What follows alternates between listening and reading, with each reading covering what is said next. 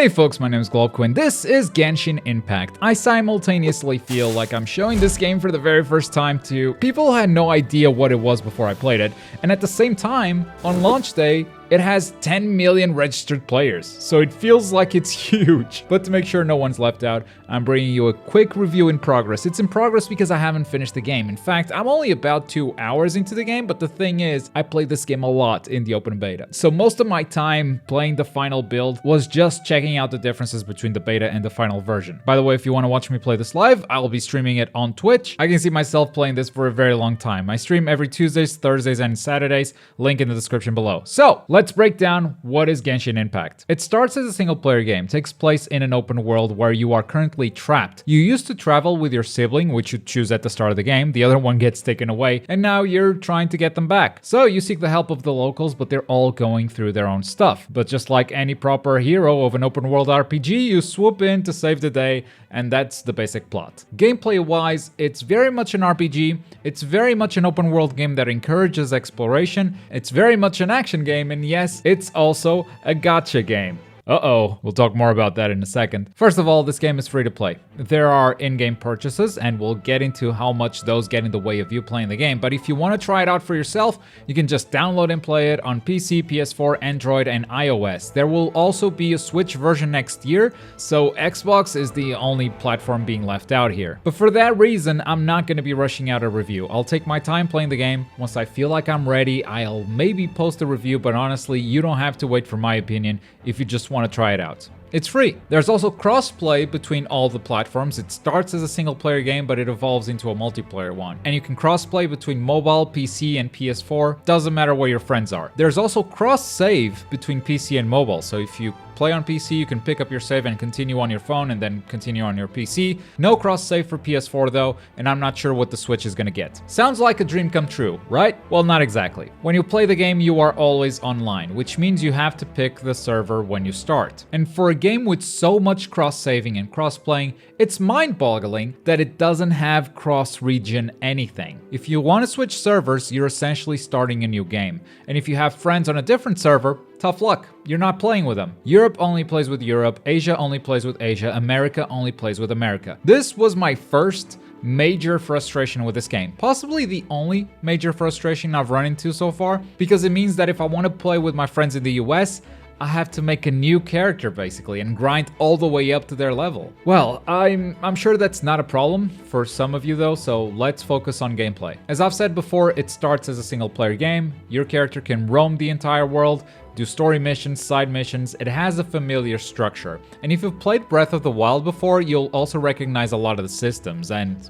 let's call it inspiration. For instance, you can climb on any surface for as long as you have stamina. You have a wind glider, and the world is very well populated with activities, be it enemy camps for you to clear, which once you defeat everyone you get a chest. There are environmental puzzles that once you solve you get a chest. There are challenges that once you clear you get a chest. Everything gives you a chest essentially. But it's this design that was popularized by Breath of the Wild that instead of giving you the location for every little activity on the map, encourages you to use your own eyes and scout things in the distance that I've come to appreciate more and more, and honestly I wish more open world games were brave enough to design themselves like this. And as you progress through the story, you unlock more stuff to do in the world, as well as dungeons and new characters, and characters are pretty unique in this game. You can switch between characters on the fly, each one with a different elemental affinity, a basic attack moveset, a special ability that's usually tied to their element, and an ultimate attack. Each character can be leveled up individually, and you can also equip different weapons and talismans individually. And the weapons and talismans themselves can also be upgraded. There's a lot of RPG for you to sink time into, but it's also fairly straightforward, at least at the start. Pretty easy to understand. And this is where the gacha portion of this game comes into play. There's this currency which you can buy that you spend on these banners, and each banner has a chance of giving you certain characters or certain weapons. And they're updated over time, keeping the game fresh. If you just want to keep playing it, there's new stuff to unlock. So, what you get is weapons and characters. And that's a cool thing to get because, as I mentioned, characters are fairly unique. Getting a good character in a banner can certainly feel good. However, you don't need a single one of these characters or weapons to beat the game, or to play multiplayer, or to do anything. They're a nice bonus to have, they add gameplay variety, but you 100% do not need any of it. The game's story on its own gives you enough characters, one of each element at least, for you to complete every single challenge it presents at you. It's one of the most free-to-play friendly games I have ever seen. That's to say, it's friendly to players who don't want to spend money on it. There's nothing stopping you from doing story missions, there's nothing stopping you from doing side missions, exploring the world, solving environmental puzzles, nothing of the sort. You don't need to spend a single cent. The only thing that I saw that came close to a stamina system that's usually used on a lot of mobile games was this currency that's required to get rewards from defeating certain world bosses.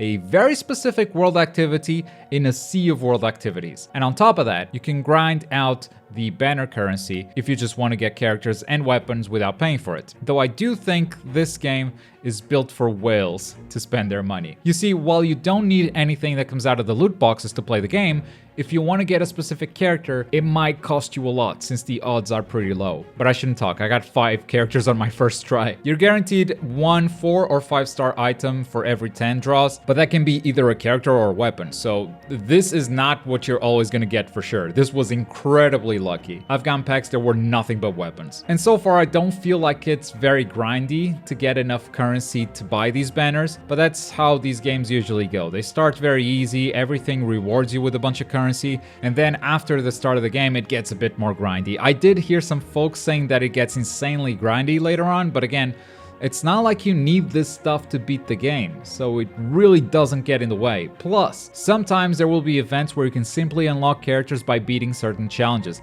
and this developer actually has a reputation for being very generous with these. I obviously can't say what they'll do in the future, but there's an event going right now where if you can beat a dungeon, you unlock a character. That's it. So all in all, if you're worried about the gacha elements, all I can say is, for now, it really doesn't get in the way, and I'm usually extremely put off by these types of mechanics.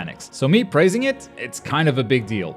Take my word for it. I don't know how it is later in the game, but for now, this is how it should always be done in my opinion. It's an example to follow, and I hope it does well for them. That said, if you want the waifus, you could end up spending a fortune. It doesn't seem like the kind of game where you spend a little bit and get everything you want. No, it's definitely built to pull a very small amount of players into spending a ton of money. Now, we spent quite a bit talking about how it monetizes because I feel like that's important to people. It's scary hearing when something is free to play and also a gacha game, but try it out. I promise you, it's not the intrusive BS that these games are usually filled with. Gameplay-wise, some of the stuff that I really like is, for instance, how much elements matter and how much they interact with each other. For instance, using cryo over water causes your opponents to freeze, using wind on a burning target causes fire to spread, and so forth. Every element interacts with other elements, whether it be interacting with the environment or actually causing some effects in combat. And the elemental strengths and weaknesses matter so much that if you have the right element, you can defeat opponents who are several levels above your own, which I think is really going to come into play in the end game. I also love the art direction on this, the character design, the enemy design, the world design, the soundtrack, animation work. If I had anything negative to say about any of these, it would be nitpicking. I love the flashback cutscenes when they tell you the world lore.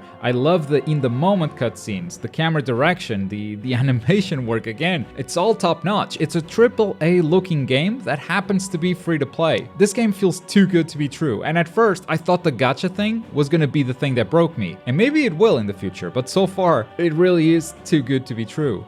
And yet, here I am playing it. I'm very curious to learn more about it. I'm very curious to learn how the multiplayer works. You only unlock it at Adventurer level 16, which is sort of your account level. Since you can level up characters individually, you have this other account level that gets your progress. And I'm not quite there yet. I'm close. I'm curious to see how long it's gonna remain fun. There's still a lot of open world to explore, and I wonder if the quests and activities are gonna remain as varied as they have been so far. I'm intrigued by the story. I think by far it's the weakest part of the game, but it's not because it's bad, it's just that everything else is just so good. It's all voice acted, by the way, and the voice acting is also excellent. I'm curious about a lot of things, but I'm enjoying discovering it little by little, and that's how I plan on doing it. Just gonna keep playing it little by little, enjoying the little and the big surprises it throws at me.